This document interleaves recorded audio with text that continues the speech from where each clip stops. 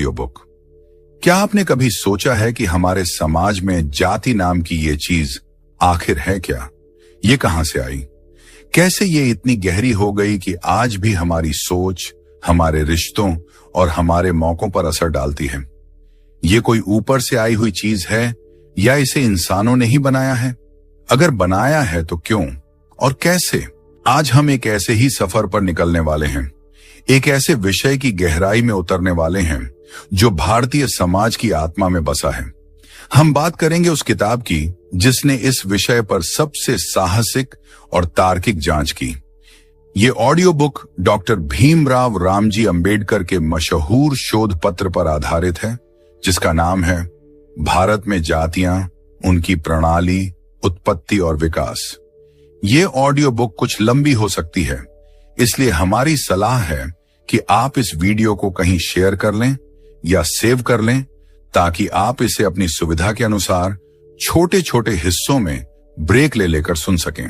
तो चलिए बिना किसी देरी के दिमाग के दरवाजे खोलते हैं और डॉक्टर अंबेडकर के साथ इस बौद्धिक यात्रा की शुरुआत करते हैं, ये समझने के लिए कि आखिर जाति का असली सच क्या है।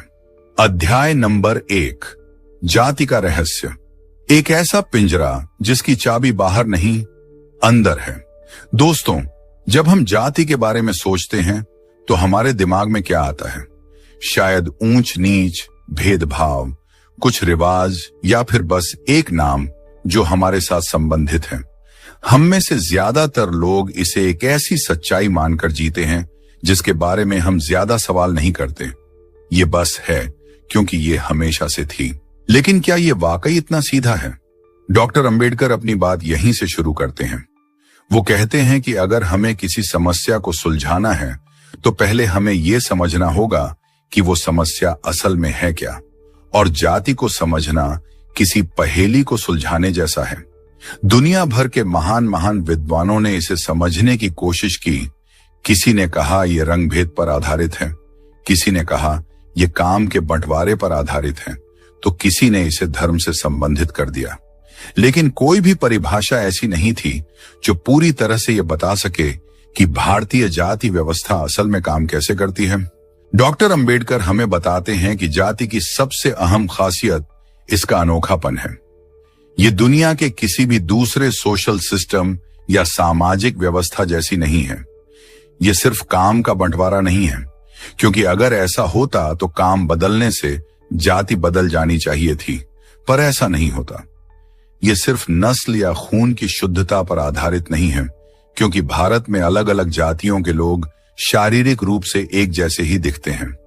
तो फिर ये है क्या? वो एक बहुत गहरी बात कहते हैं। वो कहते हैं कि जाति एक बंद वर्ग है, एक एनक्लोज्ड क्लास। अब आप पूछेंगे कि इसका क्या मतलब हुआ? इसे ऐसे समझिए, मान लीजिए समाज में अलग अलग काम करने वालों के ग्रुप हैं, जैसे टीचर, सैनिक, व्यापारी। ये सब क्लास या वर्ग हैं। एक व्यापारी का बेटा सीख समझकर टीचर बन सकता है और एक टीचर का बेटा व्यापार कर सकता है। यहां दरवाजे खुले हैं, आप एक वर्ग से दूसरे वर्ग में जा सकते हैं। लेकिन जाति एक ऐसा वर्ग है जिसके दरवाजे चारों तरफ से बंद कर दिए गए हैं। जो जिस जाति में पैदा हुआ वो उसी में मरेगा। वो बाहर नहीं जा सकता और कोई बाहर वाला अंदर नहीं आ सकता। ये एक ऐसा पिंजरा है जिसे समाज ने ही बनाया है। और इसकी सबसे डरावनी बात यह है कि इस पिंजरे पर ताला बाहर से नहीं, अंदर से लगा है। हर जाति खुद ही इस पिंजरे को मजबूत करती है। वो खुद ही ये सुनिश्चित करती है कि कोई सदस्य बाहर न जाए और कोई बाहरी अंदर न आए। ये कैसे होता है? यही इस पूरी ऑडियो बुक का सबसे अहम रहस्य है, जिसे हम परत दर परत खोलेंगे। डॉक्टर अंबेडकर हमें किसी गाइड की तरह उंगली थामकर उस रास्ते पर ले जाते हैं जहां हमें जाति का असली चेहरा दिखाई देता है।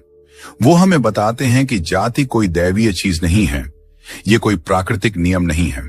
ये इंसानों द्वारा बनाया गया एक बहुत ही सोचा समझा सामाजिक तंत्र है, एक मैकेनिज्म है। इसे किसी खास मकसद से बनाया गया और फिर इसे धर्म और परंपरा की चाशनी में लपेटकर ऐसा बना दिया गया कि लोग इसे भगवान का दिया हुआ मानकर सदियों तक ढोते रहे। तो सबसे पहला सबक जो हमें यहां सीखना है वो ये है कि किसी भी चीज को आंख बंद करके स्वीकार मत कीजिए। सवाल पूछिए, जाति क्या है, ये क्यों है, ये कैसे काम करती है। जब आप ये सवाल पूछना शुरू करेंगे तभी आप उस पिंजरे को देख पाएंगे जिसमें हम सब किसी न किसी रूप में कैद हैं। ये पिंजरा सिर्फ तथाकथित नीची जातियों के लिए नहीं है, ये ऊंची जातियों के लिए भी है। ये पूरे समाज को बांटता है, उसे कमजोर करता है और इंसानियत की तरक्की में सबसे मुख्य रोड़ा बनता है। डॉक्टर अंबेडकर की यह जांच सिर्फ एक अकादमिक अभ्यास नहीं है, ये हमारे समाज का एक्सरे है। ये हमें वो बीमारियां दिखाती है जो हमें बाहर से नजर नहीं आती, लेकिन जो अंदर ही अंदर हमें खोखला कर रही हैं। तो क्या आप तैयार हैं इस एक्सरे को और ध्यान से देखने के लिए? क्या आप जानना चाहते हैं कि वो कौन सी एक चीज है जो इस पूरे जाति के पिंजरे को उपस्थित रखती है? वो कौन सा गोंद है जो इन बंद दरवाजों को हमेशा के लिए सील कर देता है? इसका जवाब हमें अगले अध्याय में मिलेगा, जहां हम जाति की आत्मा में झांकेंगे। लेकिन उससे पहले मैं चाहता हूं कि आप कमेंट्स में सवाल पूछो, लिखें। ये खुद को याद दिलाने के लिए कि ज्ञान का पहला कदम सवाल पूछना ही है। चलिए इस रहस्य को और गहरा खोदते हैं। अध्याय नंबर 2, बंद दरवाजों का समाज, जाति वर्ग से अलग कैसे है। पिछले अध्याय में हमने एक बहुत जरूरी सवाल पर बात खत्म की थी कि जाति आखिर है क्या, और हमने डॉक्टर अंबेडकर के दिए हुए जवाब को समझा था कि जाति एक बंद वर्ग है। लेकिन ये बात शायद अभी भी पूरी तरह साफ न हुई हो। वर्ग और जाति में आखिर इतना अहम फर्क क्या है? चलिए इसे एक कहानी से समझते हैं। मान लीजिए एक बहुत विशाल शहर है। उस शहर में अलग अलग मोहल्ले हैं। एक मोहल्ला डॉक्टरों का है, एक इंजीनियरों का, एक वकीलों का और एक व्यापारियों का। ये सब वर्ग हैं। कोई भी इंसान मेहनत करके, शिक्षा लेकर या अपना हुनर दिखाकर एक मोहल्ले से दूसरे मोहल्ले में जाकर बस सकता है। एक व्यापारी का बच्चा डॉक्टर बन सकता है और एक डॉक्टर का बच्चा व्यापार संभाल सकता है। यहां कोई रोक टोक नहीं है, दरवाजे खुले हैं। ये हुआ एक खुला समाज जिसे हम वर्ग व्यवस्था कह सकते हैं। अब कल्पना कीजिए एक दूसरे शहर की। इस शहर में भी ऐसे ही मोहल्ले हैं, लेकिन यहां एक अजीब नियम है। जो जिस मोहल्ले में पैदा हुआ वो अपनी पूरी जिंदगी उसी मोहल्ले में गुजारेगा। वो दूसरे मोहल्ले में जाकर नहीं बस सकता, चाहे वो कितना भी काबिल क्यों ना हो, और न ही किसी दूसरे मोहल्ले का व्यक्ति उसके मोहल्ले में आ सकता है। हर मोहल्ले ने अपनी ऊंची ऊंची दीवारें बना ली हैं। ये है जाति व्यवस्था, ये है बंद दरवाजों का समाज। डॉक्टर अंबेडकर इसी फर्क को बहुत गहराई से समझाते हैं। वो कहते हैं कि आधुनिक समाज या पश्चिमी समाज वर्ग पर आधारित है। वहां आपकी सामाजिक हैसियत आपकी काबिलियत, आपकी दौलत और आपकी शिक्षा से तय होती है, जिसे आप बदल सकते हैं। लेकिन भारतीय समाज जाति पर आधारित है, जहां आपकी हैसियत आपके जन्म से तय हो जाती है, जिसे आप चाहकर भी नहीं बदल सकते। ये सबसे मुख्य और सबसे क्रूर फर्क है। जाति आपके ऊपर एक ऐसा ठप्पा लगा देती है जो कभी नहीं मिटता। आप चाहे कितने भी अमीर हो जाएं, कितने भी महान विद्वान बन जाएं, आपकी जाति आपका साथ नहीं त्यागती। ये एक अदृश्य जेल की तरह है जिसकी दीवारें हमें दिखती नहीं, पर महसूस हर पल होती हैं। अब सवाल ये उठता है कि ये दीवारें, ये बंद दरवाजे बनाए कैसे जाते हैं? इन्हें मजबूत कैसे रखा जाता है? क्या कोई पुलिस है जो पहरा देती है? नहीं, इसका मैकेनिज्म, इसका तंत्र और भी ज्यादा खतरनाक है, क्योंकि ये समाज के अंदर ही काम करता है। इस तंत्र का सबसे महत्वपूर्ण हिस्सा है शादी। जी हां, विवाह। डॉक्टर अंबेडकर कहते हैं कि जाति को जिंदा रखने वाला सबसे अहम हथियार है सजातीय विवाह या एंडोगैमी। इसका मतलब है अपनी ही जाति के अंदर शादी करना। यही वो ताला है जो इन दरवाजों को हमेशा के लिए बंद रखता है। जब एक जाति का व्यक्ति किसी दूसरी जाति में शादी नहीं कर सकता, तो खून का रिश्ता बाहर बन ही नहीं सकता। जब रिश्ते नहीं बनेंगे तो अपनापन कैसे आएगा? समाज एक कैसे होगा? हर जाति अपनी एक अलग दुनिया बसा लेती है, अपने अलग रीति रिवाज, अपने अलग नियम और अपनी अलग पहचान बना लेती है। और इस नियम का उल्लंघन करने वाले को समाज से बाहर निकाल दिया जाता है, उसे कड़ी से कड़ी सजा दी जाती है।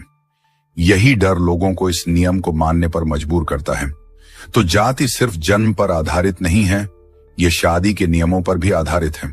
और यही वो चीज है जो इसे दुनिया की बाकी सामाजिक व्यवस्थाओं से बिल्कुल अलग और ज्यादा मजबूत बनाती है। आप सोचकर देखिए कितना शक्तिशाली विचार है ये। समाज को हजारों टुकड़ों में विखंडित करने के लिए आपको बस एक नियम बनाना है कि कोई भी अपनी बेटी या बेटे की शादी अपनी जाति से बाहर नहीं करेगा। बस बाकी काम समाज खुद कर लेगा। नफरत, भेदभाव, ऊंच नीच, ये सब इसी एक नियम से पैदा होने वाले जहर हैं। जब आप किसी समूह से रोटी बेटी का रिश्ता ही नहीं रखेंगे तो आप उसे कभी भी अपने बराबर का कैसे समझ सकते हैं? वो हमेशा दूसरा या पराया ही बना रहेगा। डॉक्टर अंबेडकर ने इस नस को थाम लिया था। उन्होंने समझ लिया था कि अगर जाति के पिंजरे को समाप्त करना है तो सबसे पहला हथौड़ा इसी सजातीय विवाह की दीवार पर मारना होगा। जब तक ये दीवार उपस्थित है तब तक आप कितनी भी बातें कर लें, ये वो इंजन है जो सदियों से जाति के वाहन को चला रहा है। इसने हमें एक राष्ट्र बनने से रोका है। हम एक देश तो हैं, पर क्या हम एक समाज बन पाए हैं? ये एक बहुत अहम सवाल है। हम हिंदू, मुस्लिम, सिख, ईसाई होने से पहले और भारतीय होने से भी पहले अपनी अपनी जातियों में बंटे हुए हैं। ये एक कड़ी सच्चाई है, लेकिन ये सच्चाई हमें स्वीकार करनी होगी, तभी हम इससे मुकाबला करने का रास्ता खोज पाएंगे। लेकिन अब एक और भी गहरा सवाल उठता है। ये सजातीय विवाह का नियम तो ठीक है, पर इसे लागू करने में एक बहुत ही गंभीर प्रैक्टिकल समस्या आती है। क्या है वो समस्या? और उस समस्या को सुलझाने के लिए हमारे समाज ने कितने भयानक और अमानवीय रिवाजों को जन्म दिया, ये जानकर आपके पैरों तले जमीन खिसक जाएगी। इस रहस्य से पर्दा हम अगले अध्याय में उठाएंगे। अगर आपको हमारी ये कोशिश अच्छी लग रही है और आप चाहते हैं कि हम ऐसे ही ज्ञानवर्धक ऑडियो बुक आपके लिए लाते रहें, तो ऑडियो बुक लेजेंड्स चैनल को सब्सक्राइब करना ना भूलें। आपका एक सब्सक्राइब हमें और मेहनत करने की प्रेरणा देता है। अध्याय नंबर 3, शादी का वो बंधन जो समाज को विखंडित करता है, सजातीय विवाह का सच। दोस्तों, पिछले अध्याय में हमने ये समझा कि सजातीय विवाह यानी अपनी ही जाति में शादी करना वो मजबूत दीवार है जो जाति व्यवस्था को उपस्थित रखती है।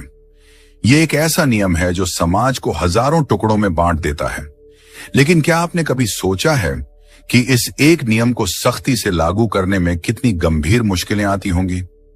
डॉक्टर अंबेडकर हमें इसी मुश्किल की तरफ ले जाते हैं। वो एक बहुत ही प्रैक्टिकल और लॉजिकल सवाल पूछते हैं। मान लीजिए एक छोटा सा समूह है, एक जाति है जिसने ये फैसला कर लिया कि वो अपनी कन्याओं और बालकों की शादी समूह से बाहर नहीं करेंगे। अब होता क्या है? हर समाज में बालकों और कन्याओं की संख्या हमेशा बराबर तो नहीं होती, और अगर होती भी है तो एक ही समय पर शादी के लायक बालकों और कन्याओं की संख्या बराबर हो ये जरूरी नहीं है। किसी भी समय या तो शादी के लायक बालक ज्यादा होंगे या कन्याएं। चलिए इसे एक उदाहरण से समझते हैं। मान लीजिए एक जाति में शादी के लायक 10 बालक हैं और 12 कन्याएं हैं। अब 10 बालकों की शादी तो 10 कन्याओं से हो जाएगी, लेकिन बाकी बची 2 कन्याओं का क्या होगा? नियम के हिसाब से वो अपनी जाति से बाहर शादी कर नहीं सकती और जाति के अंदर शादी के लायक बालक हैं नहीं। तो समाज इन अतिरिक्त या सरप्लस कन्याओं का क्या करेगा? इसी तरह अगर 10 कन्याएं हैं और 12 बालक हैं तो 10 कन्याओं की शादी 10 बालकों से हो जाएगी, पर बाकी बचे 2 अतिरिक्त बालकों का क्या होगा? ये एक बहुत गंभीर सामाजिक समस्या है। अगर इस समस्या का हल नहीं निकाला गया तो ये अतिरिक्त बालक या कन्याएं नियम का उल्लंघन करके अपनी जाति से बाहर शादी कर लेंगे, और अगर ऐसा हुआ तो फिर जाति का पूरा ढांचा ही ढह जाएगा। जाति बचेगी ही नहीं। तो जाति को बनाए रखने के लिए इस अतिरिक्त मर्द और औरत की समस्या का कोई ना कोई हल निकालना ही होगा। यहीं पर डॉक्टर अंबेडकर भारतीय समाज के सबसे काले और दर्दनाक सच को उजागर करते हैं। वो बताते हैं कि इस समस्या से निपटने के लिए ही हमारे समाज ने कुछ बहुत ही क्रूर और अमानवीय प्रथाओं को जन्म दिया। चलिए पहले अतिरिक्त औरत की समस्या को देखते हैं। जब किसी औरत का पति मर जाता है तो वो विधवा हो जाती है। अब वो दोबारा शादी के लिए उपलब्ध है, लेकिन हो सकता है कि उसकी उम्र के या शादी के लायक मर्द उसकी जाति में ना हो। ऐसे में वो एक अतिरिक्त या सरप्लस औरत बन जाती है, जिससे ये खतरा है कि वो किसी दूसरी जाति के मर्द से शादी कर सकती है। इस खतरे को हमेशा के लिए खत्म करने का सबसे आसान और भयानक तरीका क्या है? उसे उसके पति की चिता पर जिंदा जला दो। जी हां, सती प्रथा। डॉक्टर अंबेडकर तर्क देते हैं कि सती प्रथा का एक मुख्य कारण यही था, विधवा को दोबारा शादी के बाजार में आने से ही रोक देना, ताकि वो जाति का नियम न तोड़ सके। ये सुनकर रूह कांप जाती है कि एक सामाजिक नियम को बनाए रखने के लिए इंसान कितना गिर सकता है। और अगर सती प्रथा का पालन नहीं किया जाता था तो दूसरा तरीका था विधवा को जीवन भर के लिए शादी करने से रोक देना, उसके बाल मुंडवा देना, उसे बदसूरत बना देना, उसे सफेद वस्त्र पहनाना और उसे हर तरह के सुख और श्रृंगार से वंचित कर देना, उसे इतना अशुभ बना देना कि कोई उससे शादी करने के बारे में सोचे भी नहीं। ये जबरन विधवापन का नियम भी उसी समस्या का हल था। उसे समाज में जिंदा तो रखा जाता था, लेकिन एक जीती जागती लाश की तरह, ताकि वो जाति की दीवारों को लांघ न सके। ये सब क्यों? सिर्फ इसलिए ताकि वो बंद दरवाजे हमेशा बंद रहें। ये औरत की अस्मिता, उसकी इच्छाओं और उसके जीवन के अधिकार से भी ज्यादा जरूरी समझा गया। क्या आप सोच सकते हैं कि एक सामाजिक व्यवस्था को बनाए रखने के लिए कितनी विशाल कीमत औरतों को चुकानी होती थी? अब सवाल उठता है, अतिरिक्त मर्द का क्या? जब शादी के लायक मर्द ज्यादा होते थे और औरतें कम, तो क्या होता था? यहां भी समाज ने एक रास्ता निकाला, बाल विवाह। नन्ही नन्ही बच्चियों की शादी उनसे उम्र में कई गुना विशाल मर्दों से कर दी जाती थी। इससे यह सुनिश्चित हो जाता था कि कोई भी मर्द कुंवारा न रह जाए, और अगर किसी मर्द की पत्नी मर भी जाती थी तो उसके लिए दूसरी पत्नी खोजना आसान होता था, क्योंकि वो किसी भी उम्र की कन्या से शादी कर सकता था, चाहे वो बच्ची ही क्यों न हो। इससे मर्दों की अतिरिक्त होने की समस्या तो हल हो गई, लेकिन इसने अनगिनत बच्चियों का बचपन और उनका भविष्य छीन लिया। एक बेमेल शादी में उन्हें झोंक दिया गया, जहां उनकी कोई खुशी, कोई मर्जी नहीं थी। ये सब कुछ एक ही लक्ष्य को पूरा करने के लिए किया जा रहा था, और वो लक्ष्य था सजातीय विवाह के नियम को किसी भी कीमत पर बनाए रखना। तो अब आप समझ रहे हैं कि जाति सिर्फ एक पहचान नहीं है, ये एक पूरा सिस्टम है, एक पूरा तंत्र है। और इस तंत्र को चलाने के लिए सती प्रथा, जबरन विधवापन और बाल विवाह जैसे भयानक रिवाजों का तेल इस्तेमाल किया गया। ये सब कोई अचानक पैदा हुई कुरीतियां नहीं थी। डॉक्टर अंबेडकर के अनुसार ये सब जाति को बनाए रखने के लिए सोचे समझे समाधान थे। ये वो कीमत थी जो हमारे समाज ने अपनी सामाजिक संरचना को बनाए रखने के लिए चुकाई, और जिसकी सबसे विशाल भुक्तभोगी हमेशा औरतें रहीं। अब तस्वीर कुछ और साफ हो रही है। जाति का पिंजरा कितना मजबूत है और इसकी नींव कितनी गहरी है, इसका अंदाजा अब हमें लग रहा है। लेकिन ये नियम बनाए किसने? ये व्यवस्था शुरू कहां से हुई? क्या सारी जातियां एक साथ बनी, या कोई एक जाति थी जिसने ये सब शुरू किया और बाकी सब ने उसकी नकल की? इन सवालों के जवाब हमें इस कहानी के और भी रोमांचक स्थान पर ले जाएंगे, जिसे हम अगले अध्याय में खोजेंगे। अध्याय नंबर 4, एक समाज, एक नियम, या हर जाति का अपना कानून। पिछले अध्यायों में हमने देखा कि कैसे सजातीय विवाह का एक नियम जाति व्यवस्था की रीढ़ की हड्डी है, और कैसे इस नियम को बनाए रखने के लिए सती प्रथा और बाल विवाह जैसी क्रूर प्रथाओं का जन्म हुआ। अब जरा सोचिए, जब हजारों जातियां बन गईं और हर जाति ने खुद को एक बंद किले में तब्दील कर दिया, तो समाज कैसे चलेगा? क्या पूरे देश के लिए, पूरे समाज के लिए कोई एक कानून था, या हर किले का अपना अलग कानून, अपना अलग राजा था? डॉक्टर अंबेडकर इसी सवाल की गहराई में उतरते हैं और हमें बताते हैं कि जाति व्यवस्था ने न सिर्फ समाज को बांटा, बल्कि इसने कानून और नैतिकता की धारणा को भी बदल दिया। इसने एक अजीब सी स्थिति पैदा कर दी जहां समाज जैसी कोई चीज ही नहीं बची, बस जातियों का समूह बचा। इसे समझने के लिए कल्पना कीजिए कि भारत एक देश नहीं बल्कि यूरोप की तरह छोटे छोटे देशों का एक महाद्वीप है। हर जाति अपने आप में एक छोटा सा देश है। उसकी अपनी सीमाएं हैं जो शादी ब्याह के नियमों से तय होती हैं। उसके अपने नागरिक हैं जो जन्म से उसके सदस्य होते हैं, और सबसे जरूरी बात, उसके अपने कानून और अपनी पंचायत है। हर जाति की अपनी एक आचार संहिता होती थी। क्या खाना है, क्या पहनना है, किससे बात करनी है, किसके हाथ का पानी पीना है, ये सब कुछ जाति के नियमों से तय होता था। और अगर कोई इन नियमों का उल्लंघन करता था तो उसे सजा देने का हक भी उसी जाति की पंचायत को होता था। राजा या देश का कानून वहां तक पहुंच ही नहीं पाता था। जाति अपने आप में एक सरकार थी। इसे जाति पंचायत कहते थे। यही पंचायत तय करती थी कि जाति के अंदर के झगड़े कैसे सुलझाए जाएंगे, और अगर कोई सदस्य जाति के बाहर के किसी व्यक्ति से कोई संबंध बनाता है तो उसे क्या सजा दी जाएगी। इस व्यवस्था का सबसे मुख्य नुकसान यह हुआ कि लोगों की वफादारी अपने देश या समाज के प्रति नहीं बल्कि अपनी जाति के प्रति हो गई। उनके लिए सही गलत का पैमाना इंसानियत या राष्ट्रीय कानून नहीं बल्कि जाति का नियम बन गया। अगर जाति कहती थी कि दूसरी जाति के व्यक्ति को छूना पाप है तो वो पाप था। अगर जाति कहती थी कि अपनी विधवा बेटी को दोबारा शादी करने देना अधर्म है तो वो अधर्म था। लोगों का ज़मीर, उनकी नैतिकता, उनकी सोच, सब कुछ जाति के दायरे में सिमट कर रह गया। इसने एक बहुत ही खतरनाक मानसिकता को जन्म दिया। वो मानसिकता थी हम बनाम वो। हम यानी हमारी जाति के लोग और वो यानी बाकी सभी जातियों के लोग। अपनी जाति के व्यक्ति के साथ भाईचारा और दूसरी जाति के व्यक्ति के साथ भेदभाव, यही समाज का सबसे मुख्य सच बन गया। डॉक्टर अंबेडकर बताते हैं कि इसी वजह से भारत में कभी भी एक संगठित समाज नहीं बन पाया। हम एक भीड़ की तरह रहे जो अलग अलग खेमों में बंटी हुई थी। जब भी देश पर कोई बाहरी संकट आया तो हम एक होकर उसका मुकाबला नहीं कर पाए, क्योंकि हम अंदर से ही जातियों में बंटे हुए थे। हर जाति को सिर्फ अपने फायदे की चिंता थी। राष्ट्रहित या समाजहित जैसी कोई भावना पनप ही नहीं पाई।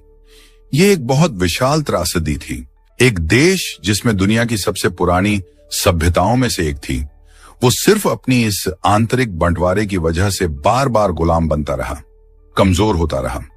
जब तक हम जातियों में बंटे रहेंगे तब तक हम एक सच्चा राष्ट्र नहीं बन सकते, क्योंकि राष्ट्र का मतलब सिर्फ जमीन का एक टुकड़ा नहीं होता। राष्ट्र का मतलब होता है लोगों के बीच अपनेपन की भावना, एक साझा पहचान, जिसे डॉक्टर अंबेडकर सामाजिक चेतना कहते हैं। और जाति इस सामाजिक चेतना की सबसे मुख्य दुश्मन है। तो अब आप समझ सकते हैं कि जाति का असर सिर्फ शादी ब्याह या खान पान तक सीमित नहीं है। इसका असर हमारी राजनीति, हमारी एकता और हमारी राष्ट्रीय पहचान पर भी होता है। ये हमें एक होने से रोकती है। ये हमें एक दूसरे को भाई समझने से रोकती है। इसने हर व्यक्ति के चारों ओर एक अदृश्य दीवार बना दी है और हम उसी दीवार के अंदर अपनी छोटी सी दुनिया में जीते रहते हैं, ये भूल कर कि इस दीवार के बाहर भी एक बहुत विशाल समाज है, एक बहुत विशाल देश है जिसके प्रति हमारी जिम्मेदारी है।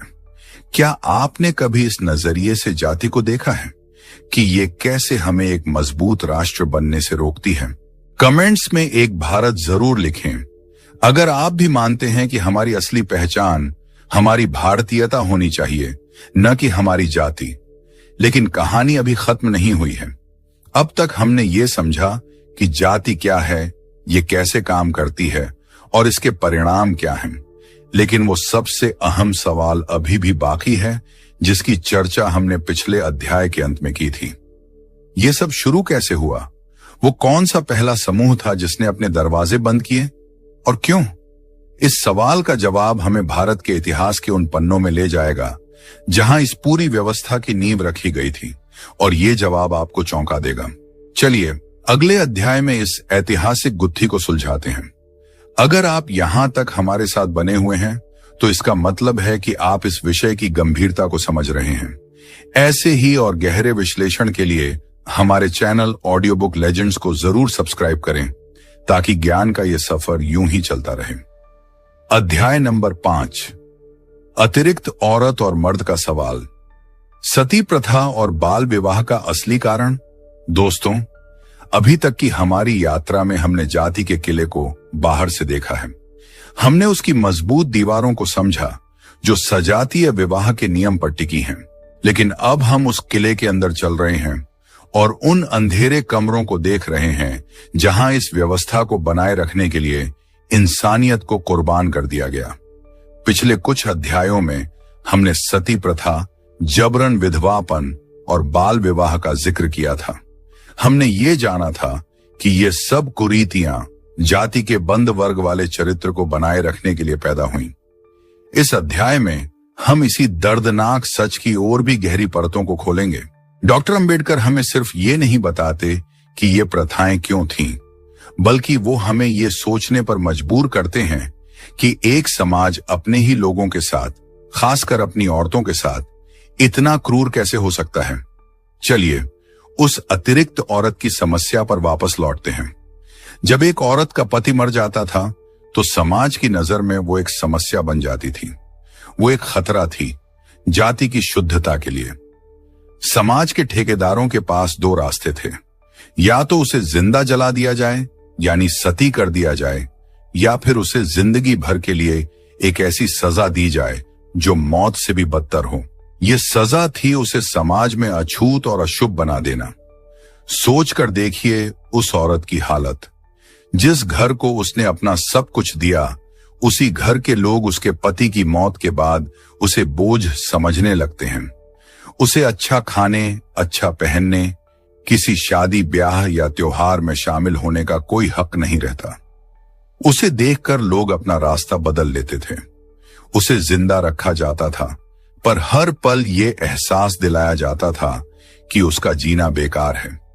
क्यों?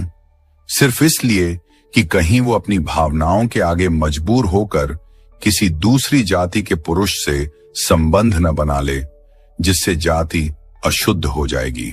एक इंसान की जिंदगी से ज्यादा कीमती एक खोखला नियम था। डॉक्टर अंबेडकर हमें यहाँ एक बहुत महत्वपूर्ण बात की ओर इशारा करते हैं। वो कहते हैं कि ये प्रथाएं धर्म के नाम पर की जाती थीं, लेकिन इनका असली मकसद पूरी तरह से सामाजिक और व्यावहारिक था। मकसद था जाति के ढांचे को किसी भी कीमत पर बचाए रखना। धर्म को तो बस एक ढाल की तरह इस्तेमाल किया गया ताकि कोई इन अमानवीय नियमों पर सवाल न उठा सके। जब आप किसी क्रूर प्रथा को भगवान की मर्जी बता देते हैं तो लोगों की सवाल पूछने की हिम्मत ही खत्म हो जाती है। वो उसे अपनी नियति मानकर स्वीकार कर लेते हैं। यही हमारे समाज में सदियों तक होता रहा। एक वंश से दूसरे वंश तक औरतें इस अत्याचार को धर्म का हिस्सा मानकर सहती रहीं। ये हमारे समाज के इतिहास का वो काला अध्याय है जिसे सुनकर और समझकर शर्म से सिर झुक जाता है। अब बात करते हैं अतिरिक्त मर्द की समस्या की और उसके समाधान बाल विवाह की। जब किसी अधेड़ या बूढ़े आदमी की पत्नी मर जाती थी तो समाज को कोई फिक्र नहीं होती थी। उसे पूरी आजादी थी कि वो दोबारा शादी कर सकता है। और वो शादी किससे करेगा? जाहिर है अपने से बहुत कम उम्र की कन्या से, क्योंकि उसकी उम्र की विधवाओं को तो शादी करने का अधिकार ही नहीं था। तो एक 8 या 10 साल की बच्ची की शादी एक 40 या 50 साल के आदमी से कर दी जाती थी। क्या किसी ने उस बच्ची के बारे में सोचा? उसके सपनों, उसके बचपन, उसकी जिंदगी का क्या होगा? नहीं। समाज के लिए जरूरी यह था कि मर्द की जरूरत पूरी हो जाए और वो कुंवारा न रहे, ताकि वो भी जाति की लक्ष्मण रेखा को न लांघे। इस प्रक्रिया में कितनी ही मासूम जिंदगियां बर्बाद हो गईं, इसका कोई हिसाब नहीं। और यह सिलसिला चलता रहता था। वो बूढ़ा आदमी कुछ सालों में मर जाता और वो बच्ची, जो अब एक किशोरी या युवती बन चुकी होती, वो भी विधवा हो जाती। और फिर उसके ऊपर भी वही सारे नियम लागू हो जाते जो बाकी विधवाओं पर होते थे। यानी वो भी एक जीती जागती लाश बनकर अपनी बाकी की जिंदगी गुजारने को मजबूर हो जाती।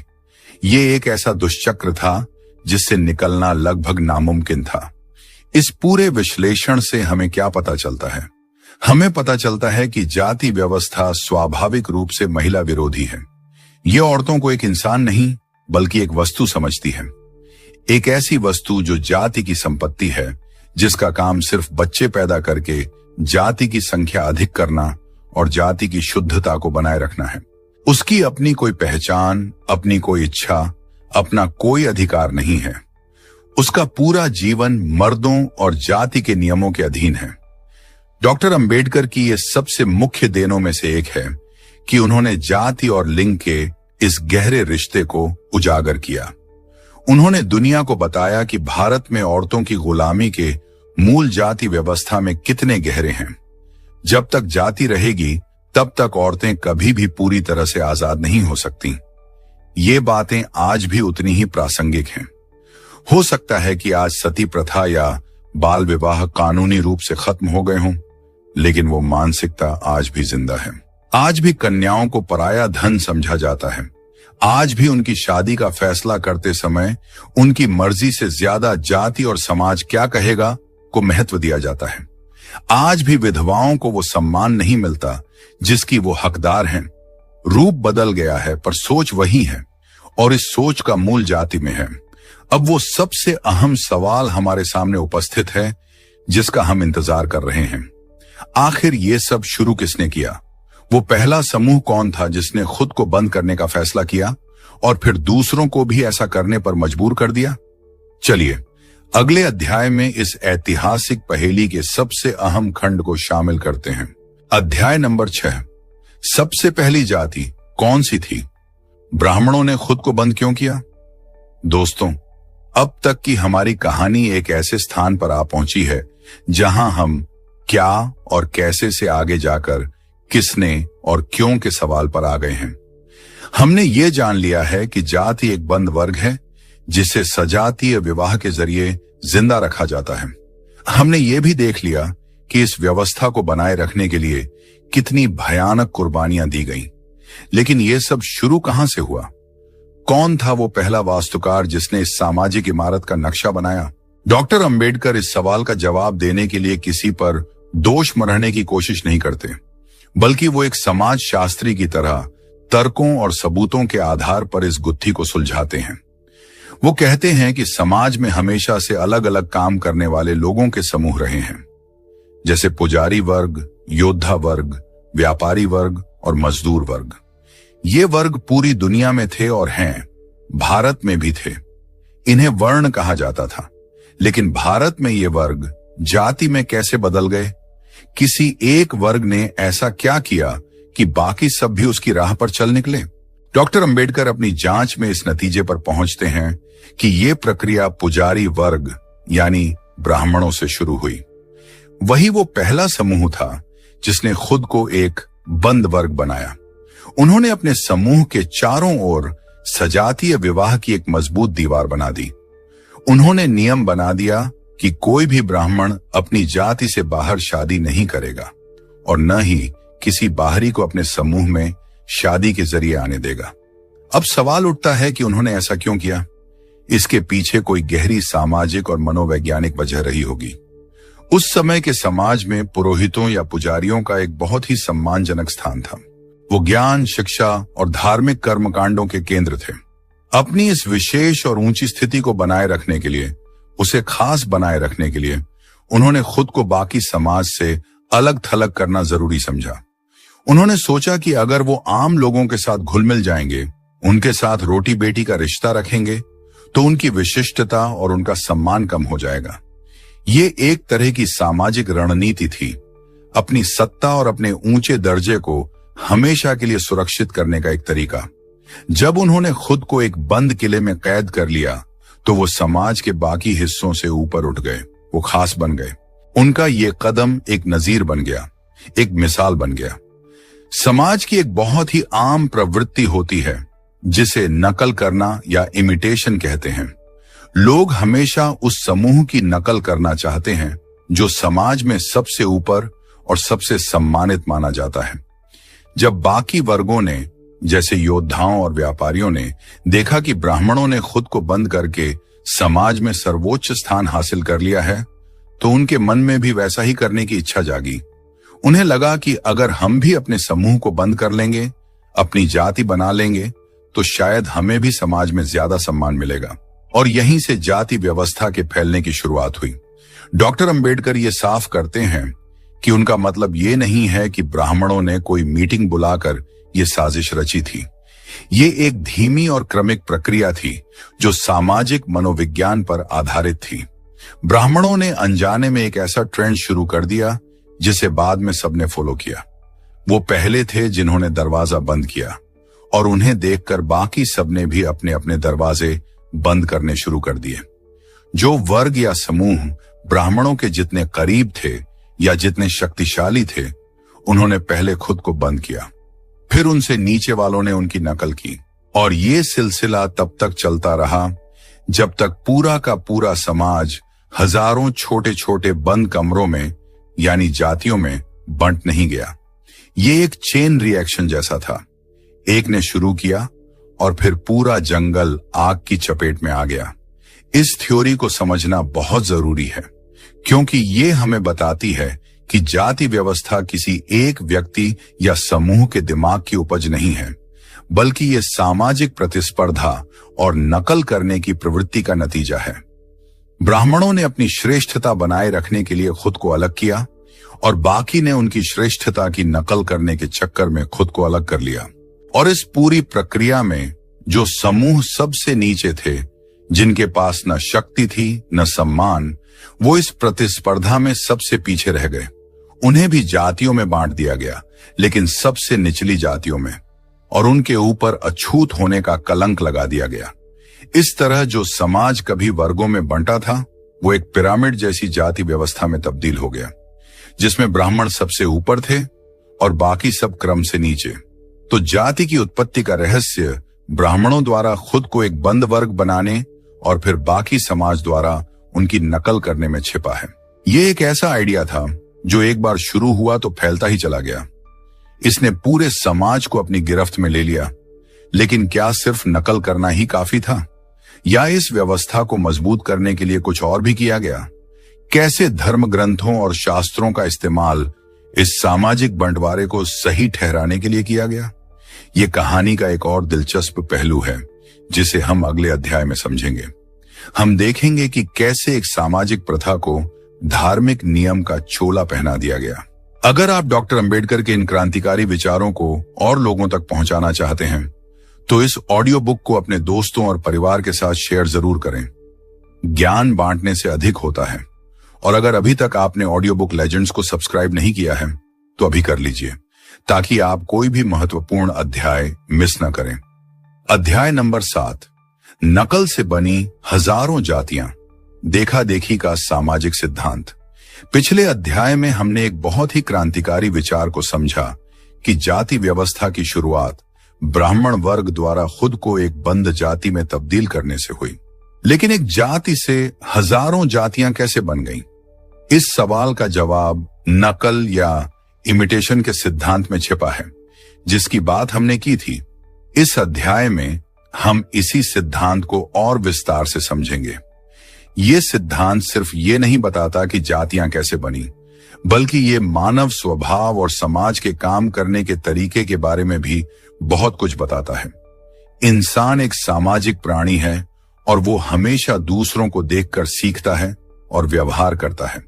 खासकर वो उन लोगों की तरह बनना चाहता है जिन्हें वो अपने से बेहतर या ज्यादा सफल मानता है। समाज शास्त्र में इसे स्टेटस या प्रतिष्ठा की चाह कहते हैं। हर कोई समाज में ऊंचा उठना चाहता है। अब उस समय के भारतीय समाज की कल्पना कीजिए। ब्राह्मणों ने खुद को सबसे अलग और सबसे पवित्र घोषित कर दिया। वो ज्ञान और धर्म के ठेकेदार बन गए। राजा महाराजा भी उनका सम्मान करते थे। जाहिर है वो समाज में प्रतिष्ठा के शिखर पर थे। अब जो दूसरे शक्तिशाली वर्ग थे, जैसे क्षत्रिय योद्धा और शासक वर्ग, उन्होंने देखा कि ब्राह्मणों का मॉडल बहुत सफल है। अपनी पहचान को खास और ऊंचा बनाए रखने का ये एक अचूक फॉर्मूला है। तो उन्होंने भी ब्राह्मणों की नकल की। उन्होंने भी अपने वर्ग के चारों ओर सजातीय विवाह की दीवारें बना दी और खुद को एक बंद जाति बना लिया। उन्होंने भी अपने नियम कानून बना लिए। वो कहने लगे कि हम भी श्रेष्ठ हैं क्योंकि हम राज करते हैं, हम रक्षा करते हैं। इस तरह ब्राह्मणों के बाद क्षत्रियों ने भी खुद को एक जाति के रूप में स्थापित कर लिया। जब समाज के दो सबसे शक्तिशाली वर्गों ने ऐसा कर लिया तो बाकियों के पास क्या रास्ता बचा? वैश्य वर्ग, व्यापारी और किसान ने भी यही रास्ता अपनाया। उन्हें लगा कि अगर समाज में सम्मान से जीना है तो हमें भी अपनी एक अलग और बंद पहचान बनानी होगी। तो उन्होंने भी अपने अंदर शादियों के नियम सख्त कर दिए। व्यापारियों ने अपनी अलग जातियां बनाई, विशाल किसानों ने अपनी अलग, और ये सिलसिला नीचे तक चलता गया। हर छोटे से छोटे समूह ने, चाहे वो किसी खास तरह का काम करता हो या किसी खास इलाके में रहता हो, उसने अपनी एक अलग जाति बना ली। कुम्हार, लोहार, सुनार, नाई, धोबी, सबने खुद को एक एक बंद डिब्बे में बंद कर लिया। क्यों? क्योंकि सबको लगता था कि अपनी एक अलग जाति बनाकर, अपने नियम बनाकर हम दूसरों से बेहतर दिख सकते हैं। ये एक अंधी दौड़ थी जिसमें हर कोई अपने से नीचे वाले को दबाकर खुद को ऊंचा साबित करने में लगा था। डॉक्टर अंबेडकर इस प्रक्रिया को संस्कृति का संक्रमण या इन्फेक्शन ऑफ इमिटेशन कहते हैं। ये एक बीमारी की तरह था जो एक से दूसरे में और दूसरे से तीसरे में फैलती चली गई। और इस प्रक्रिया में सबसे दुखद बात यह हुई कि सिर्फ अच्छी बातों की नकल नहीं की गई, बल्कि बुरी बातों की भी नकल हुई। जब ब्राह्मणों ने कुछ समूहों को अछूत या अपवित्र घोषित किया तो बाकी जातियों ने भी उनकी नकल की।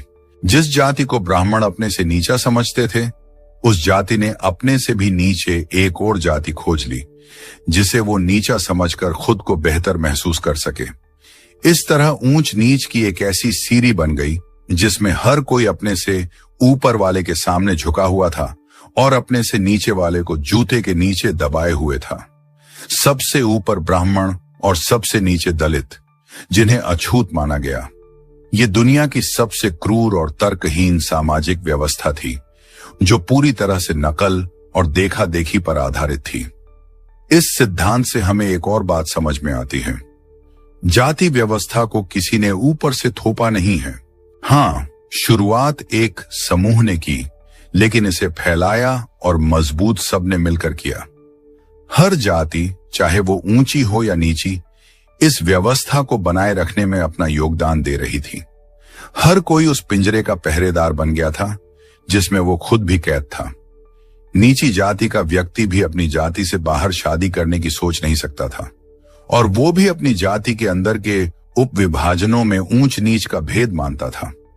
ये एक ऐसा पागलपन था जिसने पूरे समाज को अपनी चपेट में ले लिया था। हर कोई शोषित भी था और अत्याचारी भी। आज भी हम इस नकल की प्रवृत्ति को देख सकते हैं। जब कोई एक जाति कोई खास तरह का रीति रिवाज शुरू करती है तो दूसरी जातियां भी उसे अपनाने लगती हैं, ये दिखाने के लिए कि हम भी किसी से कम नहीं हैं। शादियों में फिजूल खर्ची, महंगे महंगे कर्मकांड, ये सब इसी सामाजिक प्रतिस्पर्धा का नतीजा है। हम आज भी दूसरों को देखकर अपनी पहचान और अपनी हैसियत तय करते हैं।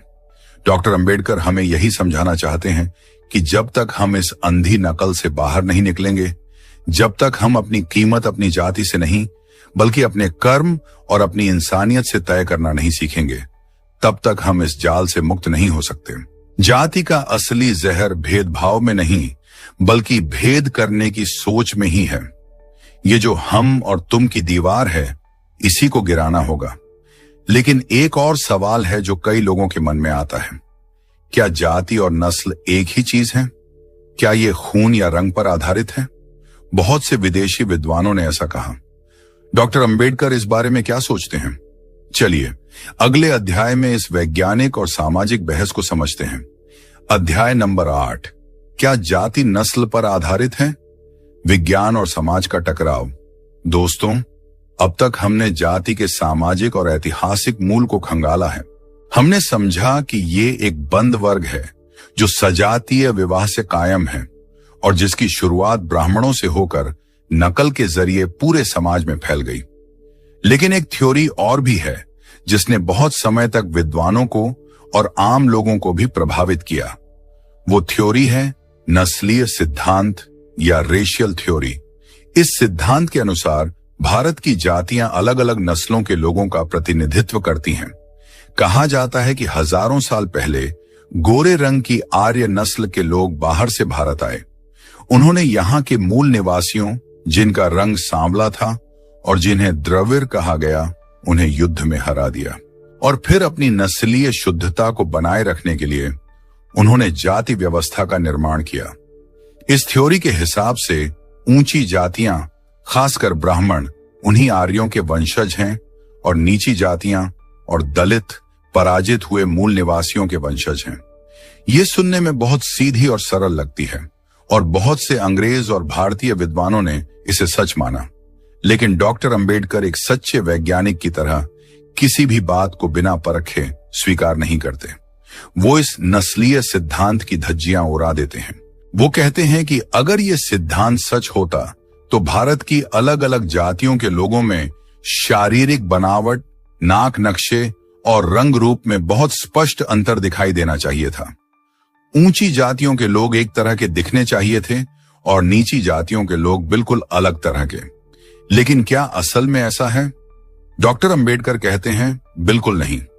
वो उस समय के वैज्ञानिक अध्ययनों का हवाला देते हैं जिनमें लोगों के सिर का आकार, नाक की लंबाई चौड़ाई और शारीरिक बनावट को मापा गया था।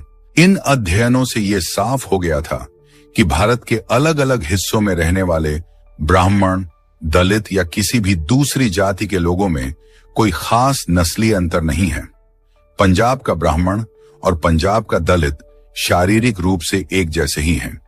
इसी तरह तमिलनाडु का ब्राह्मण और तमिलनाडु का दलित भी एक ही नस्लीय समूह का हिस्सा लगते हैं।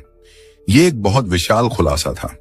इसका मतलब था कि जाति का खून, नस्ल या वंश की शुद्धता से कोई लेना देना नहीं है। ये पूरी तरह से एक सामाजिक रचना है, न कि कोई जैविक सच्चाई। हम सब, चाहे किसी भी जाति के हों, हजारों सालों से इसी मिट्टी पर रहते आए हैं और हमारा खून आपस में मिला जुला है। कोई भी जाति ये दावा नहीं कर सकती कि वो शुद्ध नस्ल की है।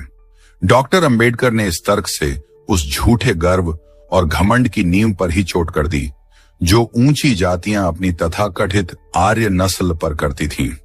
उन्होंने विज्ञान का सहारा लेकर यह साबित कर दिया कि ऊंच नीच का ये पूरा खेल मन ग्रंथ है, इसका हकीकत से कोई वास्ता नहीं है।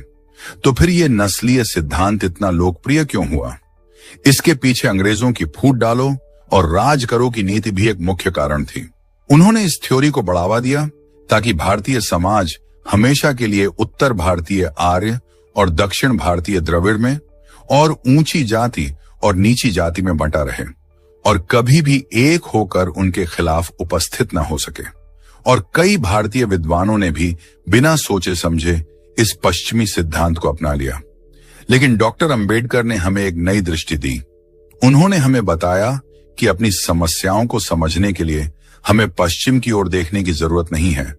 जवाब हमारे अपने समाज के अंदर ही छिपा है और वो जवाब नस्ल में नहीं बल्कि सामाजिक संरचना में है, सजातीय विवाह के नियम में है, नकल करने की प्रवृत्ति में है।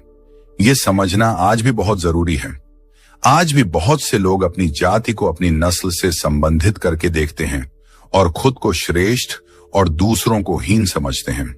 ये पूरी तरह से अवैज्ञानिक और झूठा है। विज्ञान ये साबित कर चुका है कि सभी इंसान एक ही नस्ल होमोसेपियंस का हिस्सा हैं। हमारी चमड़ी का रंग या नाक का आकार सिर्फ भौगोलिक परिस्थितियों का नतीजा है। इसका हमारी काबिलियत या हमारे चरित्र से कोई लेना देना नहीं है। डॉक्टर अंबेडकर हमें एक वैज्ञानिक सोच अपनाने के लिए प्रेरित करते हैं। वो कहते हैं कि हमें धर्म और परंपरा की उन बातों को आंख बंद करके नहीं मान लेना चाहिए जो तर्क और विज्ञान की कसौटी पर खरी न उतरती हों। तो जाति नस्ल नहीं है, ये एक विचार है, एक मानसिकता है, एक ऐसा सामाजिक रोग है जो एक वंश से दूसरे वंश तक हमारे दिमाग में डाला गया है।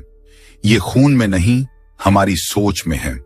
और अगर ये हमारी सोच में है तो इसे हम अपनी सोच से निकाल भी सकते हैं। लेकिन सवाल ये है कि ये विचार हमारी सोच में इतना गहरा कैसे बैठ गया? इसका मनोविज्ञान क्या है? क्यों शिक्षित, आधुनिक लोग भी जाति के बंधनों को समाप्त नहीं कर पाते। क्यों हम आज भी इस व्यवस्था को ढो रहे हैं? इन सवालों के जवाब हमें इंसान के दिमाग की गहराइयों में ले जाएंगे। चलिए अगले अध्याय में जाति के मनोविज्ञान को समझने की कोशिश करते हैं। इस महत्वपूर्ण जानकारी को अपने तक ही न रखें। अगर आपको लगता है कि इस ऑडियो बुक से समाज में कोई सकारात्मक बदलाव आ सकता है तो इसे ज्यादा से ज्यादा शेयर करें। और अगर आपने अभी तक ऑडियो बुक लेजेंड्स को सब्सक्राइब नहीं किया है तो ये बिल्कुल सही समय है हमारे इस ज्ञान के मिशन से साथ आने का। अध्याय नंबर 9, जाति का मनोविज्ञान। हम इस व्यवस्था को आज भी क्यों ढो रहे हैं? दोस्तों, हमारी इस यात्रा के आखिरी चरण पर हम आ पहुंचे हैं।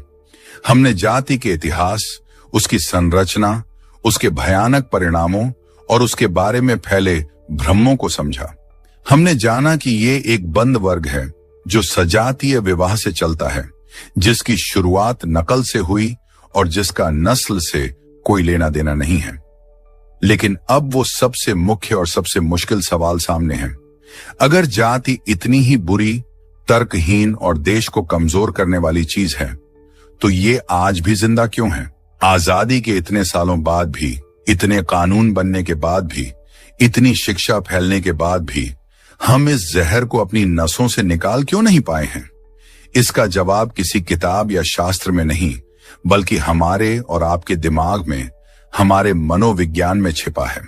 डॉक्टर अंबेडकर का विश्लेषण सिर्फ समाज शास्त्र तक सीमित नहीं था, वो एक गहरे मनोवैज्ञानिक भी थे।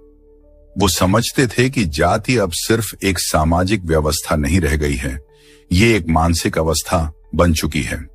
ये हमारी सोच का, हमारी पहचान का हिस्सा बन गई है। सदियों से हमें यही सिखाया गया है कि हमारी पहचान हमारी जाति से है। तथाकथित ऊंची जातियों के लोगों के दिमाग में बचपन से ही ये भर दिया जाता है कि वो श्रेष्ठ हैं, वो खास हैं। ये उन्हें एक झूठा गर्व और अहंकार देता है। जाति उन्हें बिना कुछ किए ही एक सामाजिक हैसियत दे देती है। वो इस हैसियत को क्यों त्यागना चाहेंगे? इसे त्यागने का मतलब होगा अपनी झूठी श्रेष्ठता को त्यागना, और ये इंसान के अहंकार के लिए बहुत मुश्किल काम है। इसलिए वो जाने अनजाने में इस व्यवस्था का समर्थन करते रहते हैं, क्योंकि इससे उन्हें फायदा होता है। दूसरी तरफ जिन जातियों को नीचा समझा गया, उनके मनोविज्ञान पर इसका और भी गहरा और विनाशकारी असर हुआ। हजारों सालों के दमन और अपमान ने उनके अंदर एक तरह की हीन भावना और बेचारगी भर दी। उन्हें यह यकीन दिला दिया गया कि उनकी खराब हालत उनकी किस्मत है, उनके पिछले जन्मों का फल है। इस सोच ने उनसे मुकाबला करने की, विद्रोह करने की हिम्मत ही छीन ली। वो इस अन्याय को अपनी नियति मानकर स्वीकार करने लगे। हालांकि डॉक्टर अंबेडकर जैसे महापुरुषों के आने के बाद इस स्थिति में बहुत बदलाव आया है और दलित समाज में एक नई चेतना और स्वाभिमान जागा है। लेकिन आज भी कहीं ना कहीं वो हजारों साल का मानसिक बोझ अपना असर दिखाता है। जाति सिर्फ शारीरिक गुलामी नहीं थी, ये मानसिक गुलामी भी थी, और मानसिक गुलामी की जंजीरें समाप्त करना सबसे मुश्किल होता है।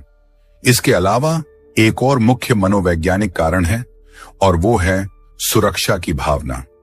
हर इंसान एक समूह का हिस्सा बनकर रहना चाहता है। जाति हमें वो समूह, वो पहचान मुफ्त में दे देती है। अपनी जाति के लोगों के बीच हमें एक अपनेपन और सुरक्षा का एहसास होता है। हमें पता होता है कि सुख दुख में हमारी जाति के लोग हमारा साथ देंगे। शादी ब्याह, नौकरी, व्यापार, हर चीज में जाति एक नेटवर्क की तरह काम करती है। लोग इस बने बनाए सुरक्षा कवच को त्यागने से डरते हैं। उन्हें लगता है कि अगर हमने जाति के नियम का उल्लंघन किया तो हम अकेले रह जाएंगे, समाज हमें बाहर निकाल देगा। ये डर उन्हें बदलाव करने से रोकता है। वो अन्याय सह लेंगे लेकिन अपनी जाति का साथ नहीं त्यागेंगे। और आखिर में सबसे मुख्य कारण है आदत। जाति हमारी आदत बन चुकी है, हम इसके बारे में सोचते भी नहीं हैं।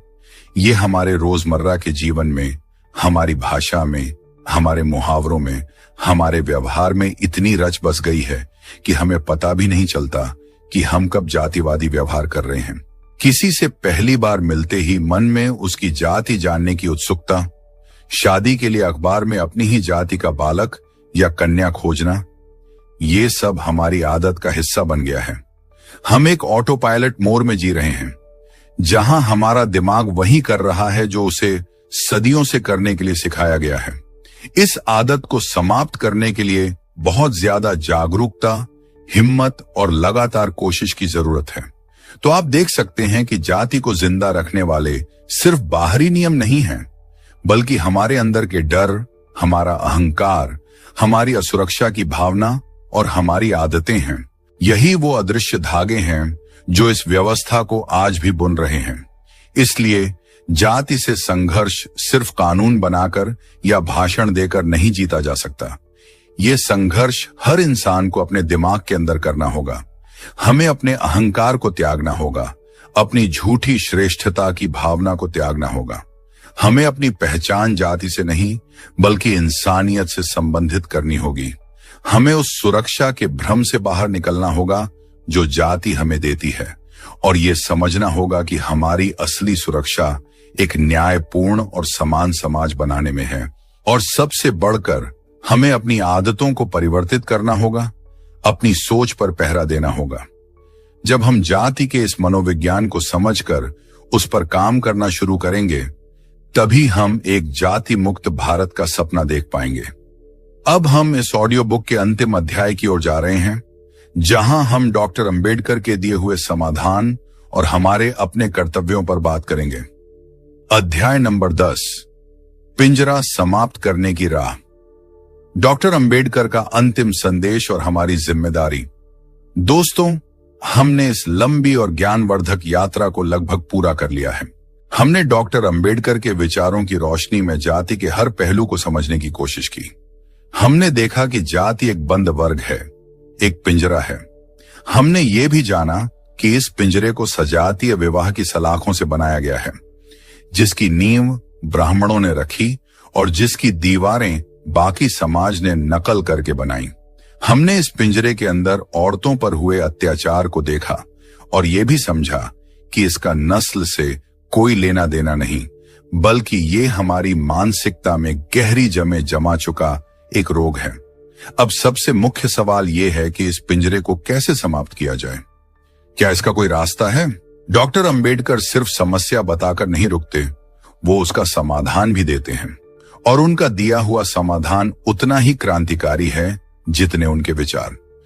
डॉक्टर अंबेडकर साफ साफ कहते हैं कि जाति कोई छोटी मोटी सामाजिक कुरीति नहीं है जिसे कुछ सुधारों से ठीक किया जा सके। ये एक बहुत गहरी बीमारी है जिसके लिए एक बहुत विशाल ऑपरेशन की जरूरत है। वो कहते हैं कि सहभोज यानी अलग अलग जातियों के लोगों का साथ बैठकर खाना खाने से कुछ नहीं होगा। इससे ऊपरी तौर पर भाईचारा दिख सकता है, लेकिन दिमाग में बसी ऊंच नीच की भावना नहीं जाएगी। तो फिर असली समाधान क्या है? जब तक खून का मिलना जुलना नहीं होगा, जब तक अलग अलग जातियों के बालक कन्याएं आपस में शादी करके नए परिवार नहीं बनाएंगे, तब तक हम और तुम की भावना खत्म नहीं होगी। जब अलग अलग जातियों का खून एक होकर अगली पीढ़ी में जाएगा, तो जाति की पहचान अपने आप धुंधली होने लगेगी। तब हम ये नहीं कह पाएंगे कि ये उस जाति का है और ये इस जाति का। तब हम सब सिर्फ इंसान होंगे, सिर्फ भारतीय होंगे। ये एक बहुत ही साहसिक और दूरदर्शी विचार था। डॉक्टर अंबेडकर जानते थे कि ये रास्ता आसान नहीं है। हमारा समाज इसके लिए तैयार नहीं है। जो भी युवा इस रास्ते पर चलने की हिम्मत करेगा, उसे अपने परिवार और समाज के भारी विरोध का सामना करना होगा। लेकिन वो ये भी जानते थे कि इसके अलावा कोई दूसरा रास्ता है ही नहीं। बाकी सब उपाय बस ऊपर ऊपर की लीपापोती हैं। असली इलाज यही है। जब तक हम अपनी बेटी और अपने बेटे की शादी के लिए जाति की दीवार को नहीं लांघेंगे, तब तक हम जातिवाद को खत्म करने की सिर्फ झूठी बातें करते रहेंगे। असली बदलाव तभी आएगा जब हमारा खून एक होगा, जब हमारे रिश्ते जातियों की सीमाओं को समाप्त कर देंगे। इसके साथ ही डॉक्टर अंबेडकर एक और बहुत जरूरी बात पर जोर देते हैं, वो है धार्मिक शास्त्रों और ग्रंथों पर सवाल उठाना। वो कहते हैं कि जाति व्यवस्था को सबसे ज्यादा मजबूती उन धार्मिक कहानियों और नियमों से मिली है जो ऊंच नीच और भेदभाव को सही ठहराते हैं।